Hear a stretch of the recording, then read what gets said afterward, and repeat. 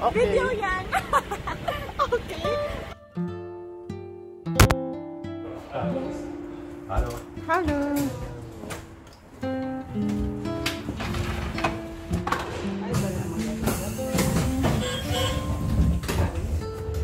Opo. Nandito yung pinaka-driver. Kasi pataas.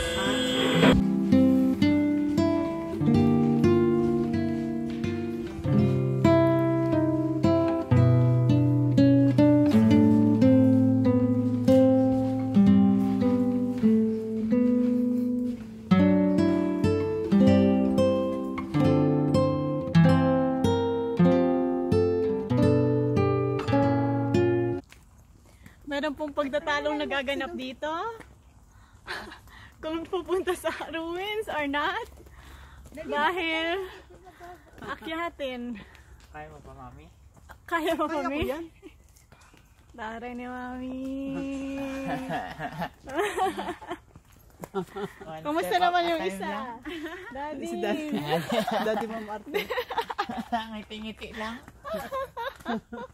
Kaganyan. Let's go! Go, fam! To the ruins! Pampaalis nga yan ng ano eh, ng cholesterol. Daddy, I'm vlogging, you're vlogging. Yun eh.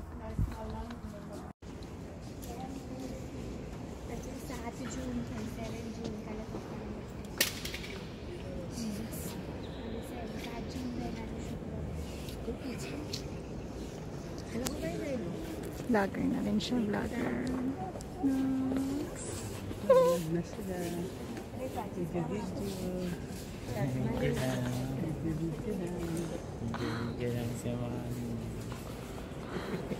I'm vlogging, you're vlogging. Ang bilis. Tandaan lang. Vlogging. Wala ka internet? Wala. O, dara na. Daddy, lakad.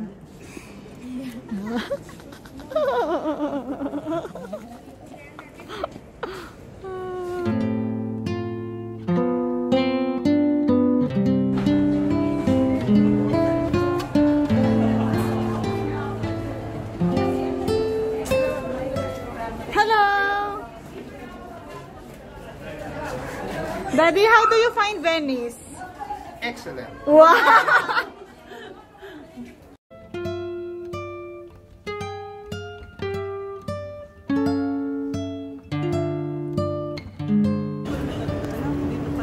Saan tayo mag-overnight?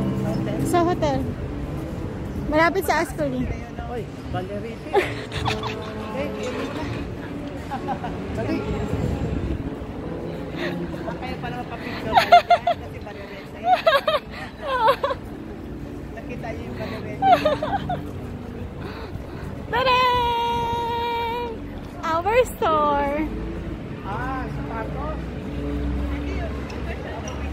Oh, picture na kayo. Picture na. Excited siya. Excited siya. Okay na. Mabilis ako mag... Hindi, nakita mo na? Oo. Papakilala ko baka may discount. Ano na, mag-picture na tayo, Alice. Oh, game, game.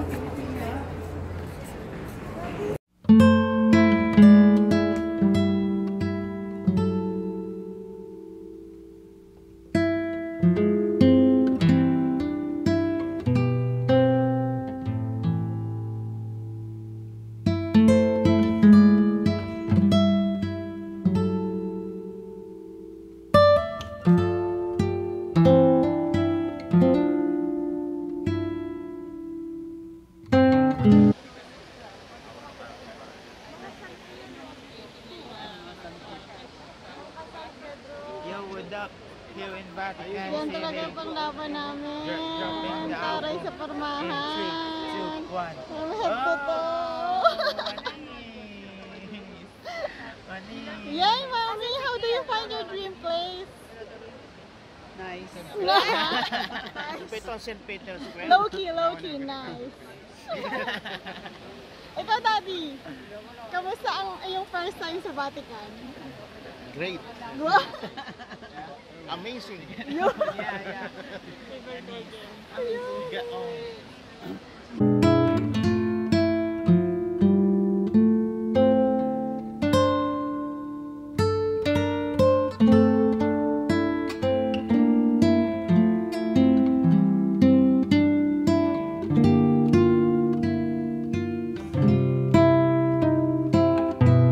Daddy, hi ka.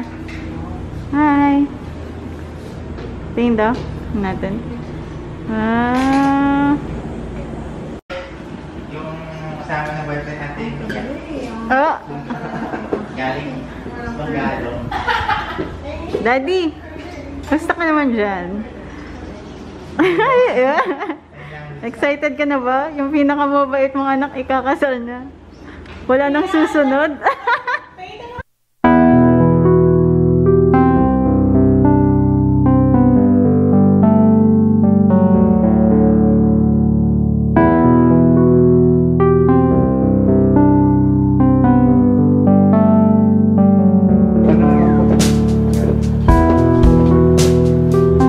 Ay, dito tayo nagsasama tayo. Ready, 1, 2, 3, smile. Ay.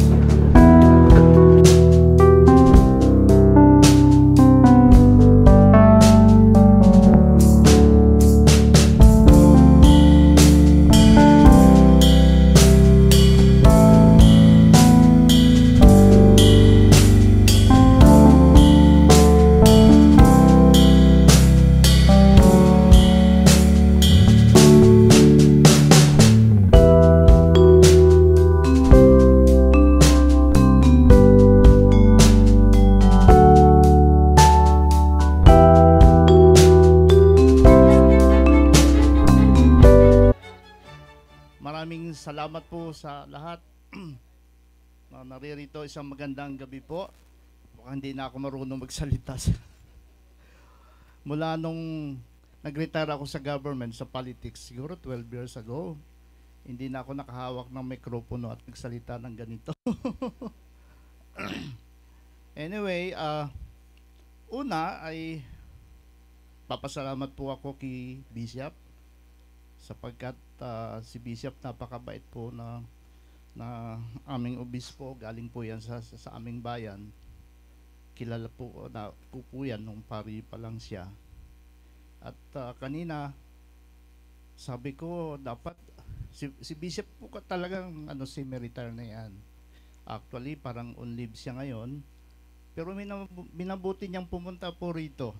So dapat pasalamatan po natin siya. Maraming salamat Bishop po sa blessing ninyo sa mag-asawa. And of course ang aking kasama, nung ako po ay Vice Mayor pa sa Taytay, at ngayon siya nang naghalili sa akin, board member elect Tutu Pineda, nakabalik siya sa provincial board. Palakpakan po natin. Sa mga taga DOH, mukhang halos kompleto. Mga taga Sur, andito yung aking kulig nung hindi pa siya doktor.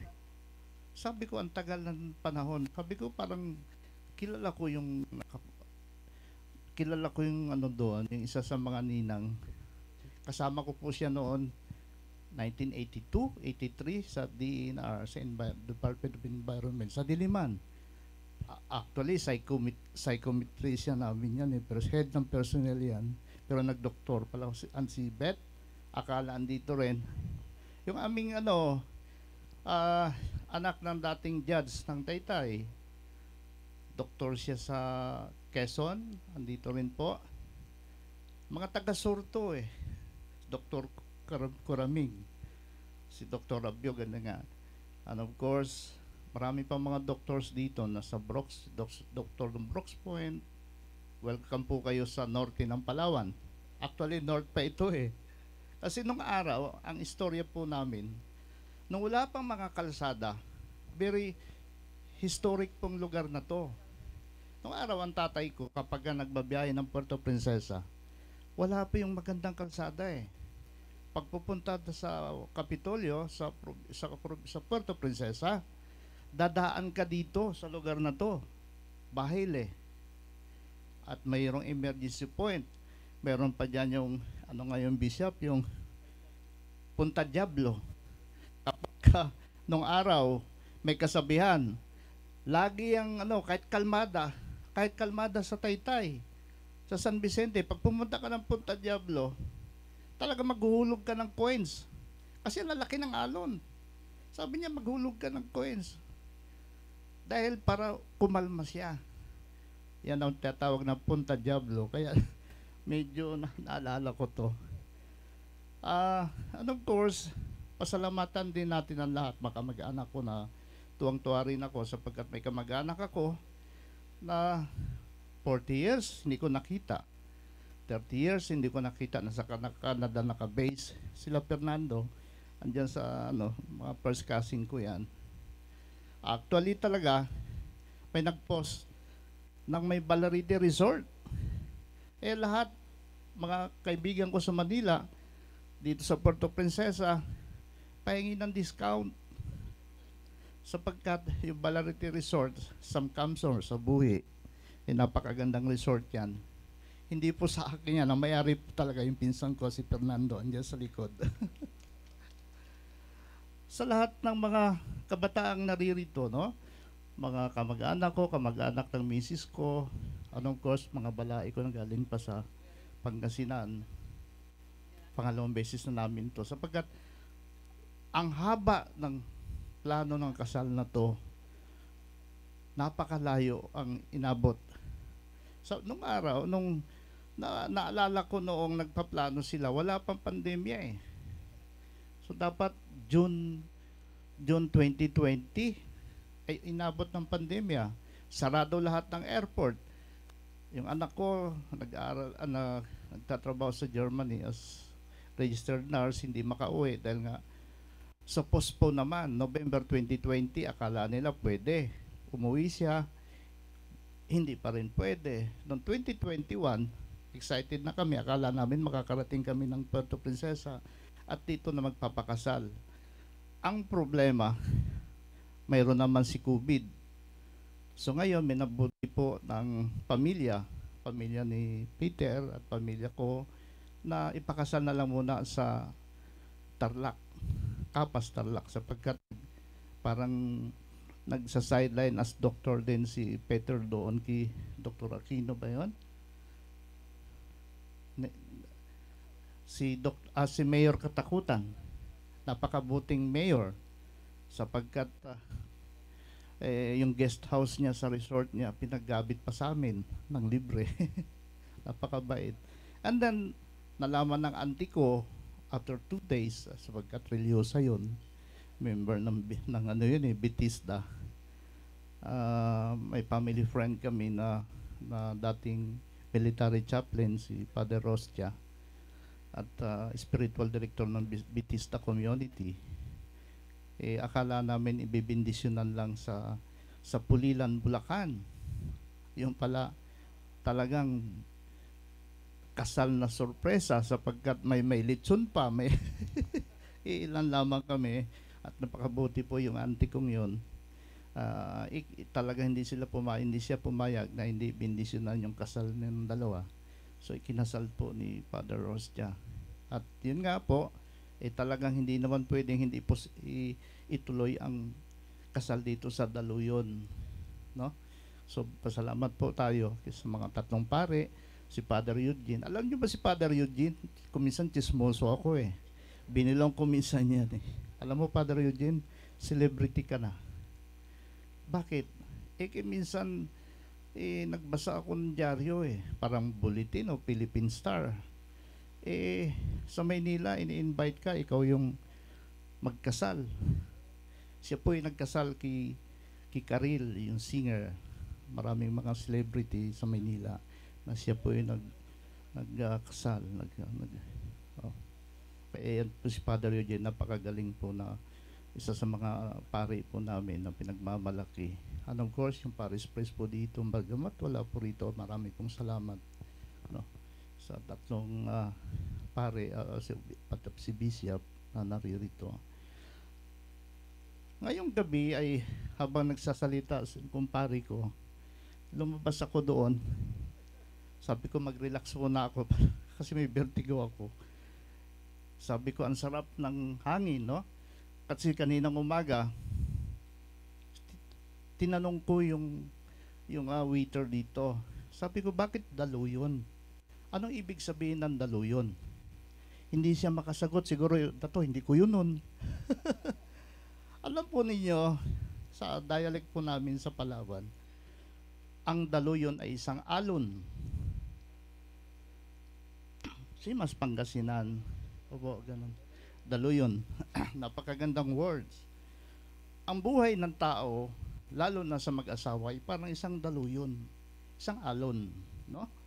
Kuminsan ng alon ay mabagsik, no, mapapinsala,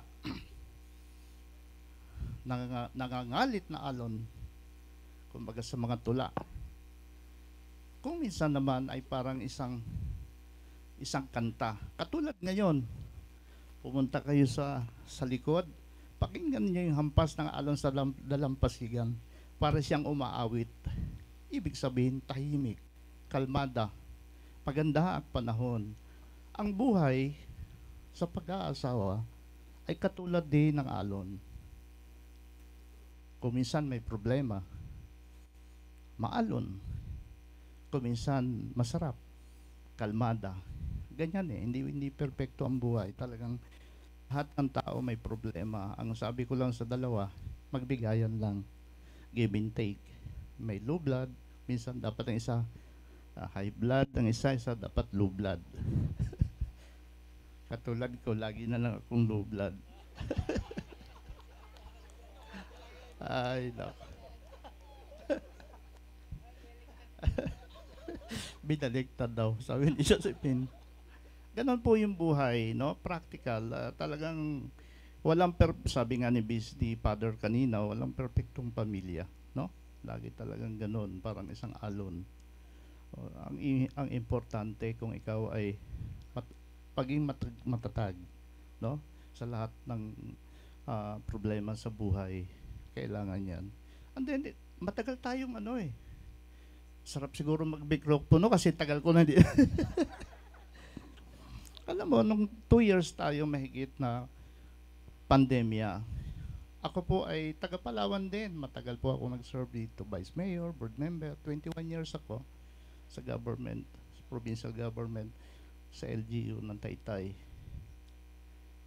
Itong COVID na to, may moral lesson tayong lahat. Alam mo kung bakit? Lahat tayo, karamihan professional. May doktor, may architect, may abogado, may mga engineer, may mga teacher.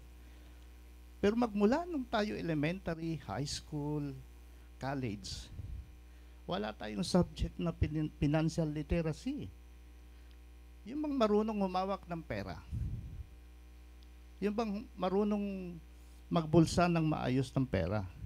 Kasi marami nga po dyan, abogado, mataas ang ranggo, engineer, manager ng bangko, mataas ang sweldo, negosyante, malaki ang kita.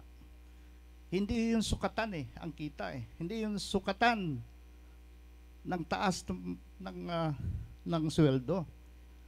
Ang importante sa lahat, sabi ko sa dalawa, kung ilan yung naipon mo, ilan yung savings mo, yun ang basihan ng magandang buhay.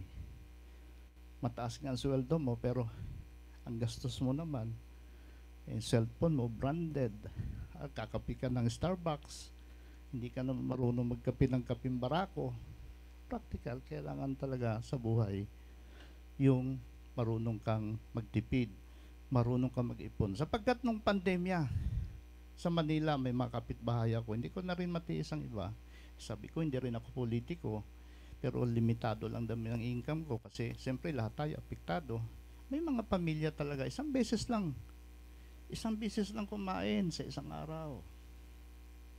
Minsan, yung mga bata na lang kumakain sapagkat hindi naman tuloy-tuloy yung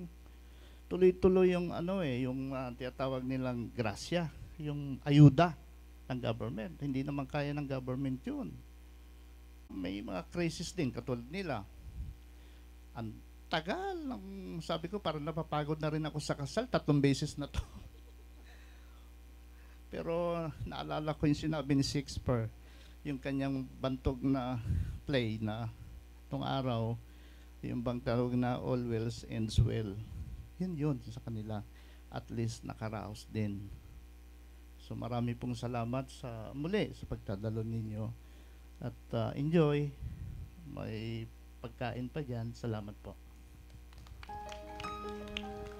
Maraming salamat po, of course, the father of our beautiful bride. Mukhang na-miss talaga ni Sir yung speech. Party, let's right side!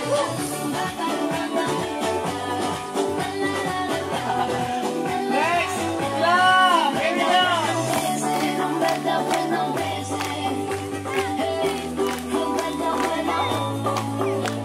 Yes! Maraming salamat. Palapalan po natin ang ating mga sariling dog. Please take your seats.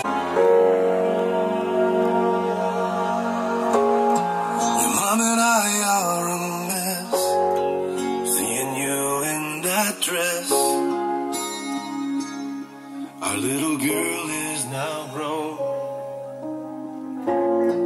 and I remember how sweet when you danced on my feet. Now you stand on your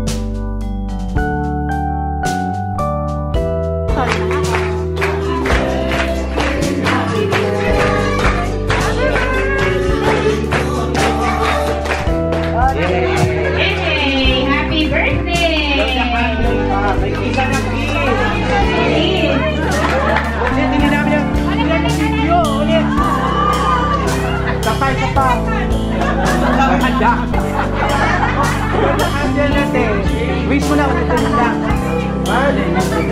May wish lang namin. Wish